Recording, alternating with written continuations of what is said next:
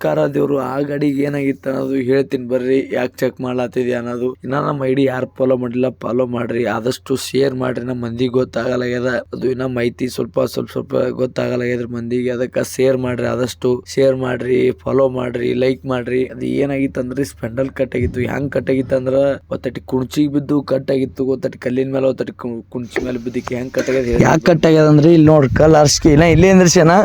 Correct ಆಗಿ driving ಮಾಡೋರು correct time ಮಾಡ್ರಿ. ಯಾಕಂದ್ರೆ ಕೇರ್ಲೆಸ್ ಮಾಡಬೇಡ್ರಿ. ಕೇರ್ಲೆಸ್ ಮಾಡಿದ್ರೆ ಹಿಂಗ ಆತ ನೋಡ್ರಿ, ಹೆಚ್ಚು ಕಡಿಮೆ ಏನ್ರಿ ಆದ್ರೂ ಒಂದ್ ಸ್ವಲ್ಪ ಕಟ್ ಆಗಿರ್ತಾವ. ನೀವೇನ್ ಬೇಕತ್ಲೆ ಕಟ್ ಮಾಡಿರ್ಲ, ಕಾಯಿ ಕುಂದ್ರದಕ್ಕ ಟೊಳ್ಳೆ ಮುರದಕ್ಕ ಹಂಗ ಆತವ್ರಿ. ಅದಕ್ಕ ನೋಡಿ ಮಾಡಿ ಸ್ವಲ್ಪ ಗಾಡಿ ಹೊಡ್ರಿ. ಬಾಳ ಜಾಕ್ಲಿ ಹೊಡಿಬೇಕ್ರಿ, ಬಾಳ ಸೂಕ್ಷ್ಮಿ ಹೊಡ್ರಿ ಗಾಡ್ರಿ. ಇದು ನೋಡ್ರಿ ರೈತರ ಬೆಳಿ ಅದಿನ ಮೇಲೆ ಡ್ರೈವರ್ ಸ್ವಲ್ಪ ನೋಡಿ ಮಾಡಿ ಕಗ್ಗ ಬಿಕ್ಕೊಂಡ್ರಿ. ಯಾಕಂದ್ರೆ ರೈತರು ಕಷ್ಟಪಟ್ಟು ಬೆಳೆದಿರ್ತಾರ. ರೋಡಿನ ಮೇಲೆ ಕೆಡ್ಕೊಂಡ್ರೆ ನಿಮ್ಗ ಲಾಭ ಇಲ್ಲ, ಅವ್ರಿಗೂ ಲಾಭ ಇಲ್ಲ.